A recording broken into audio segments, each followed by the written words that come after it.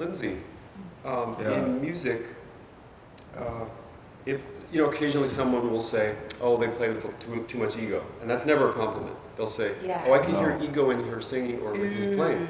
Yeah. And in dance, you relate. So in dance, how does that work? Because obviously you're supposed to be more extroverted, but still it probably correlates in that. It all depends what kind of dance you're doing. Yeah. For me, I'll often say, or one of my teachers would say, you want to be a vessel in some ways. You want to get the ego out of it. So you're kind of allowing energy to move through you. And that the best kind of movement is when you allow it. And same with creating work. Oftentimes artists will talk about how I had nothing to do with that. It just happened, right? Absolutely. I just started writing, I just started moving, because it wasn't about me. Yeah, Stravinsky and the Rite of Spring, he said he can't take credit for it. Yeah, isn't that amazing? Yeah. I'm sure we can all relate to that with different things in our life. We have no idea where it came from. Right. Because you're allowing, and maybe that has to do with the weight in some ways. You're letting go, you're allowing things to happen. It's fixating an identity which limits possibility. Yeah. That's fascinating. Because both of you have Buddhist and Eastern backgrounds, and what do you do? I'm sorry, you were going to say Yeah, I was just thinking that when you were talking about some ways where your brain won't necessarily, the rational mind won't understand it, but kinesthetically, that in dance oftentimes we'll talk about how you want to get more to the animal brain or more the limbic rather than like the neocortex, because that will distract you. But if you can get into the animal way of moving, there's a natural, your body will understand how to do it, but the rational mind will confuse you. Yes. Well, it's a fixation of identity. I mean, Einstein said the only thing he knew absolutely positively true was something's moving. So the ego, something's moving. So the ego wants to fixate an identity. So when you fixate an identity, you're not allowed to participate in the ever-changing. You establish blocks in yourself, and you get learned behavior, which is inhibiting. And that's a lot of the teachings that I've done with people who already play or have careers of some kind. You have to go back to point zero before you can put what ought to be there. But the origins of it are fear, right? Yes.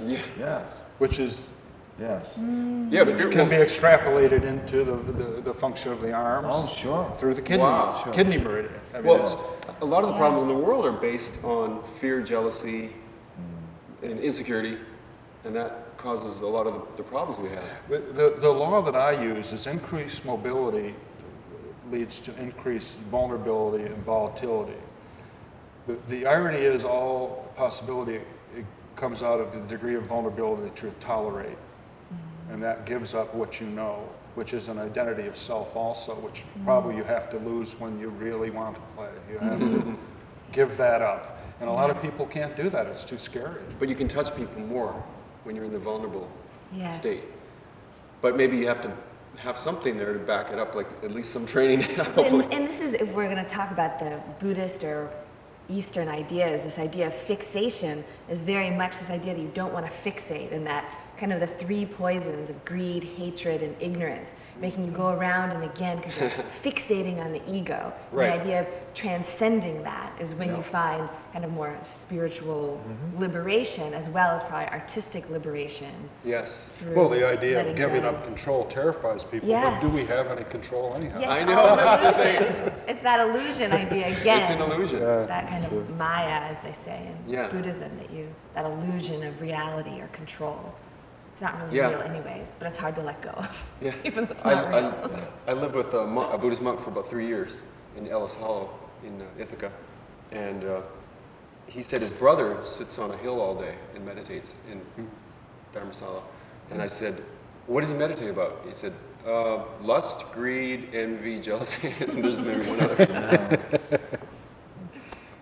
But the other thing I was going to ask is, both of you, all of you, I want to hear your individual comments about stage fright and nervousness, and is that related to ego? And what would, Richard, start with you, because you don't perform, let's say, I'm guessing, but what would your advice be? Well, it's the inability to be in the moment. You're either worrying about something that happened in the past or fearful of something in the future.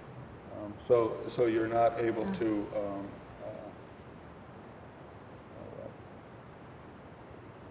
not able to be present, Right. which is going to interfere with the ability of things to flow because they're. Easier said than done, though, if I tell my students that. It's, you know, it doesn't click right away. You still have to do your 1,000 shows before you feel a little more calm. I know. Well, what's the basis that I'm not good enough?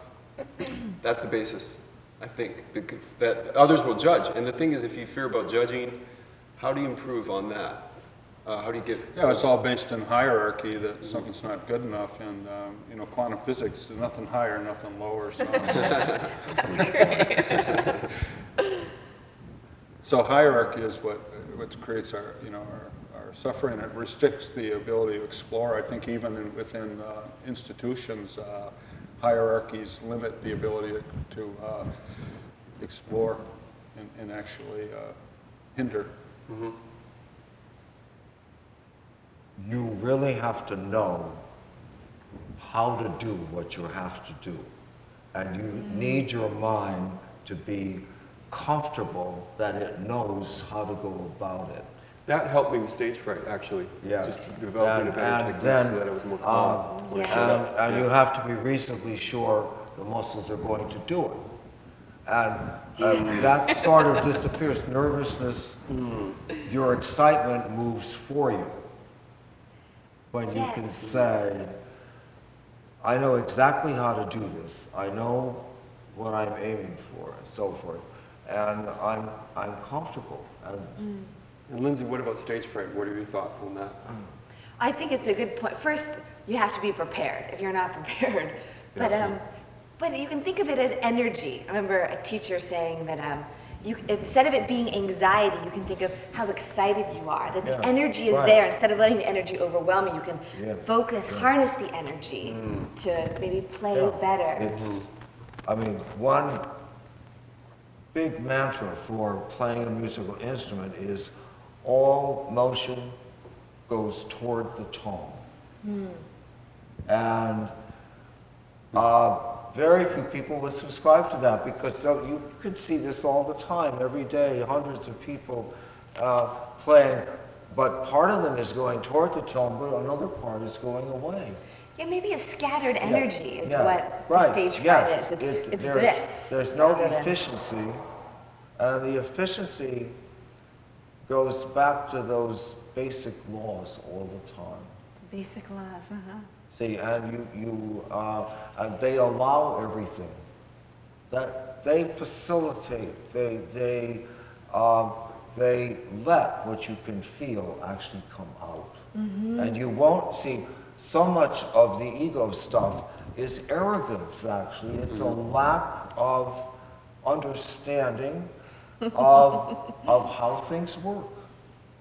Is that the mystery that makes somebody really good? Is that what you're describing? Yes, absolutely. Oh, And you can't quantify it? No. You can't, and it's nebulous. Things people, are either all right or all wrong, actually. But he's had students that just because he helped them with their technique, that they would go home and play something and their parents would cry. Yes. Whereas before it didn't happen. Happens was it the all instruction or the experience in the view? No, it's the principles that I am drumming into them all the time. About resonance, make them their own. physics. Wow. And I have found personally that I can connect to the emotions better if certain motions are just more efficient, as you know about efficiency. Just through the motion of See, it. because, you know, music moves through time. And if you don't have time, which means rhythm and all that, and a dancer also, they're moving through time. We can look at a painting and you see the whole thing. Now, it may take you a long time to realize the brilliance of all the details and things, but the fact is, music has to go through time and space. And you do not know what a melody is until you hear all of it. That's true. It's a story. And so these are the exigencies of art, what each particular art requires in order to be put across. Okay, I have a world. So, sorry. and what's that? Go ahead. No, and you have to keep everything lined up to do that. And you need a certain confidence in your own freedom to do that. Otherwise, all performances are just in a cloud. There is no clarity. And ego really gets in the way at that point. Because if you don't really know what you're doing, I see it all the time there in Fairfield County, because there are people who are artistes sort of things. In other words, they're not the real McCoy, but they talk a good game. They throw their temperament around, and they've never tried to analyze whether what they're doing actually makes sense.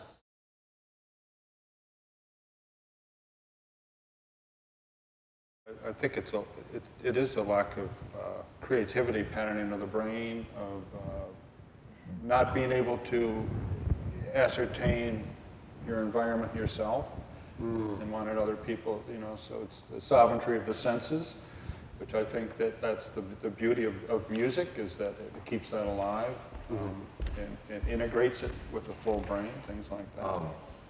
Wait, can I ask that, I was just, I've been studying a little bit of body-mind centering and developmental movement patterns, I don't know, and I'm wondering if you think, some people would say it's because of maybe how we're being born now, or that we're not placed on our stomachs anymore, or placed on our backs, just in how we're developing as babies is changing the kind of patterning of our brains because of each generation. There's windows of opportunity through development of where things are integrated. And if they're not integrated, you don't get them.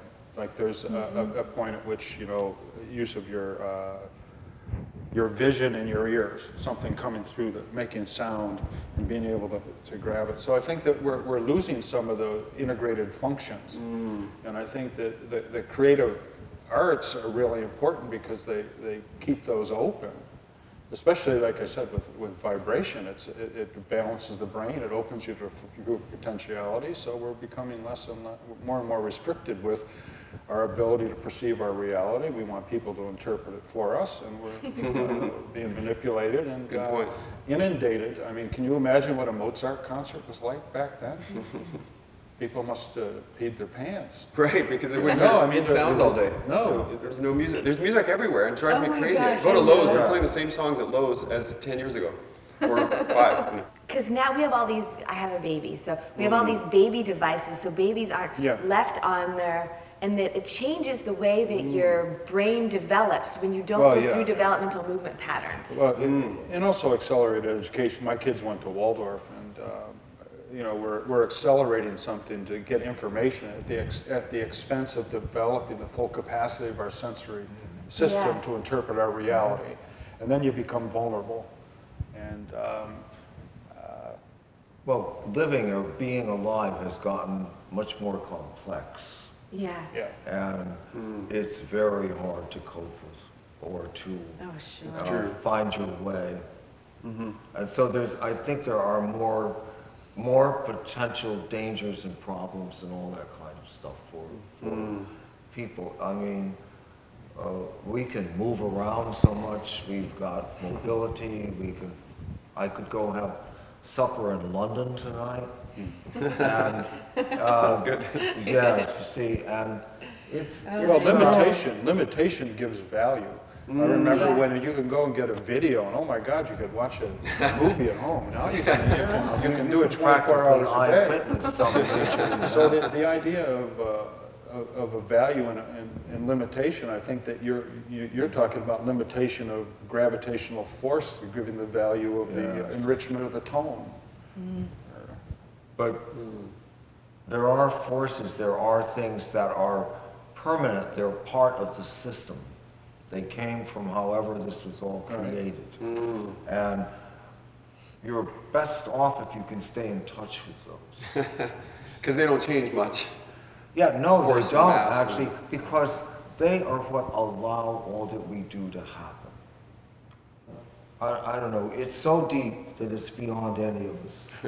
And to at least be in touch with that, you will find great composers talking about this. Like Tchaikovsky said, for instance, if he said what is called inspiration could seize a musician even for a single day, totally, they would simply break apart. They would not be able to stand it. Yeah.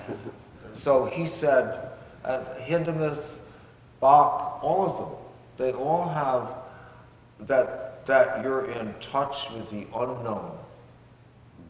And a lot of Oriental philosophies are talking about these kind of things too. And they're unfathomable, but it's possible to connect to them. And you're going to need all these nerves and all this blood circulation and all this stuff. I mean, I definitely should not be alive. And my doctors, I have a pacemaker, and my doctors have told me strongly, my heart doctor, he said, Burton, he said, look, he said, you are needed here on this earth, and that's why you're still here.